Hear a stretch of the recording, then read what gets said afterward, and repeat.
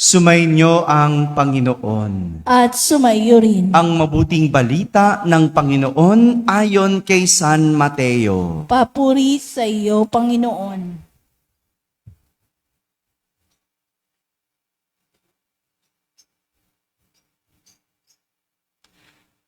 Noong panahong iyon, nabalitaan ni Juan Bautista na nooy nasa bilangguan ang mga ginagawa ni Kristo. Kaya't nagsugo si Juan ng kanyang mga alagad at ipinatanong sa kanya, "Kayo po ba ang ipinangakong paririto o maghihintay pa kami ng iba?"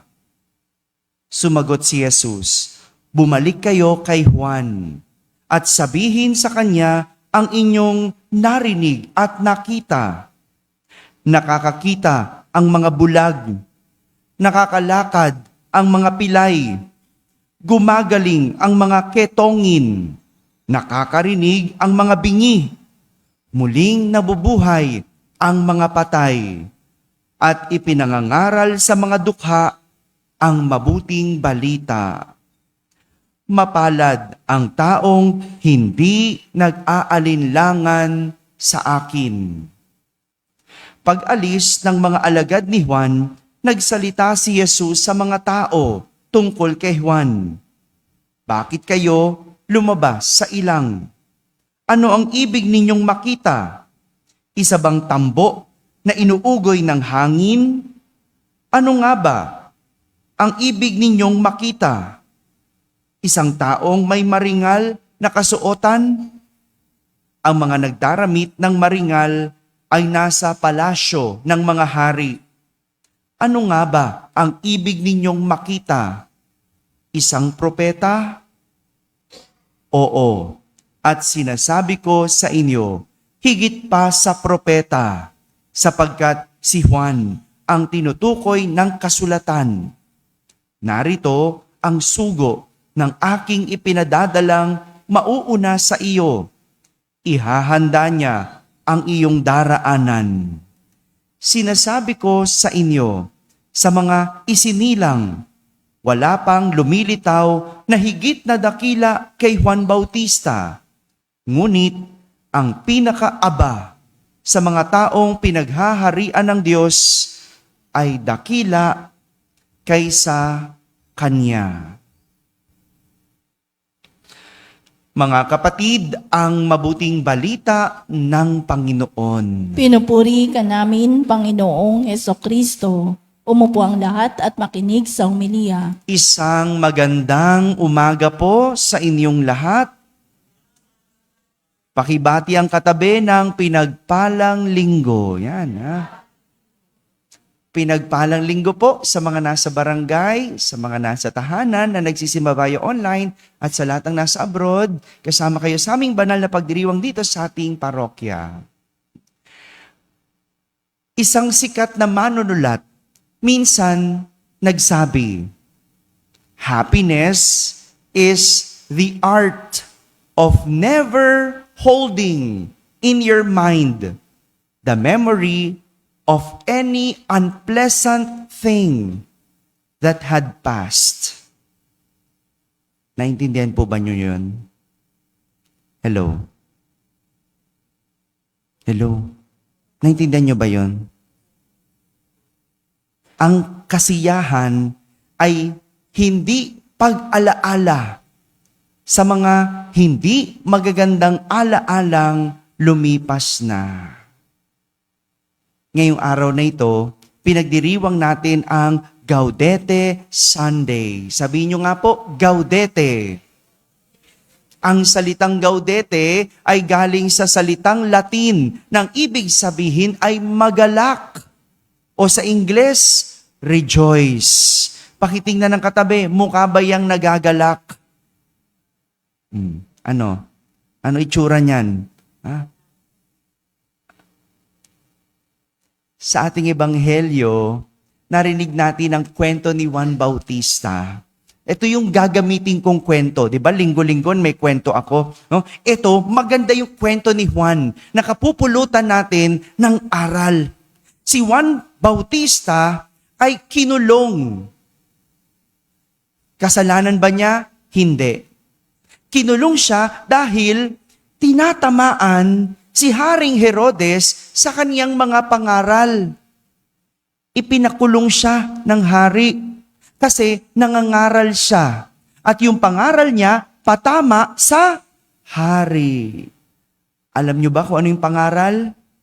Hello? Alam niyo po ba? Ano yung pangaral? Yan, wag asawahin ang asawa ng iba. Tama ba yon? Hindi tama yon. Si Haring Herodes, inasawa ang asawa ng kanyang kapatid. Imaginein mo yon. Kaya naman, pinangangaralan ni Juan Bautista ang mga tao. Pero ang unang natatamaan ang hari na nakikiapid. Kaya siya kinulong. Ang hirap ngayon, no?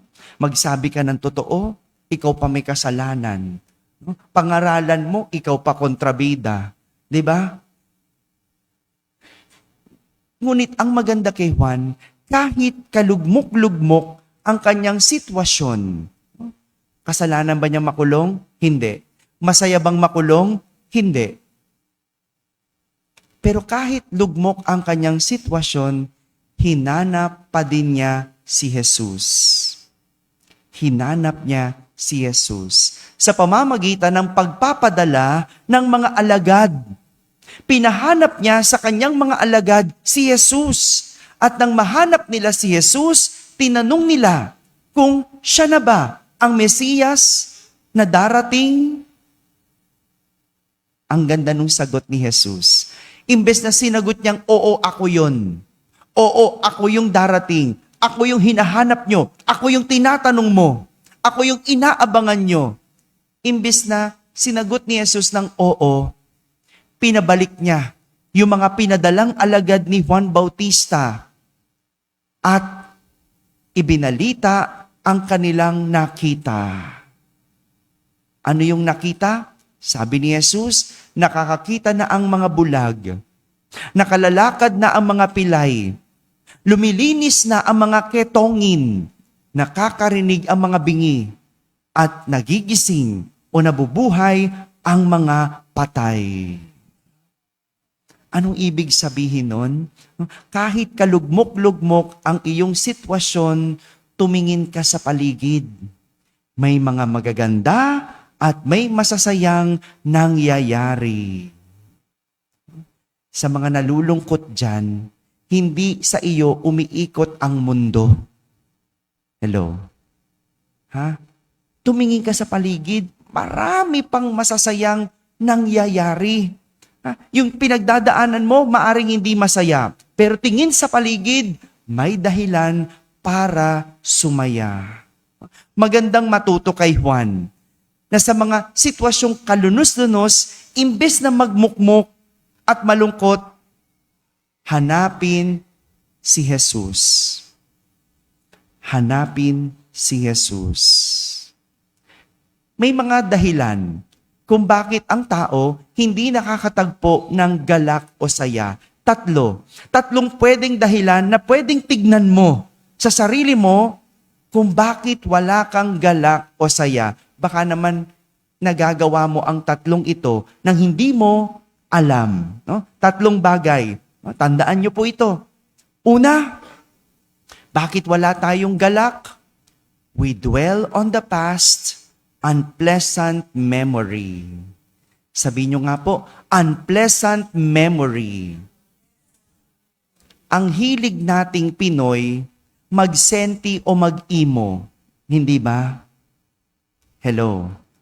Alam na ngang masakit ang pangyayari, inaalala pa. Tapos, sasabayan mo pa ng malulungkot na kanta. Hello? Yung mga bagong break dyan. Di ba? Pinakikinggan mo pa malungkot na kanta. Oh, nag-break na nga kayo. Nakikinig ka pa ng Pasko na Sinta Ko. Hello? Kaya hindi mo makalimutan eh.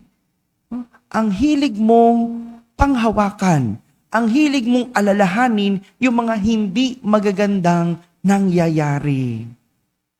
Sasabi mo, Father, hindi ko makalimutan eh. Hindi ko malimutan, lagi ko siyang naaalala. Hindi ako naniniwala. Ba't yung utang mo, nakalimutan mo? Hello? Ba't ganon? Yung utang, kayang kalimutan. Pero yung mga malulungkot na pangyayari, hindi mo mabitawan. Bitawan mo yung mga bagay na malulungkot at nagpapalungkot sa iyo. Kaya wala kang galak kasi ang hilig mong bumalik sa nakaraan. Yung mga mag-asawa dyan na nag-away, ang tagal-tagal na, pag nag-away uli, babalikan yung nakaraan. Di ba?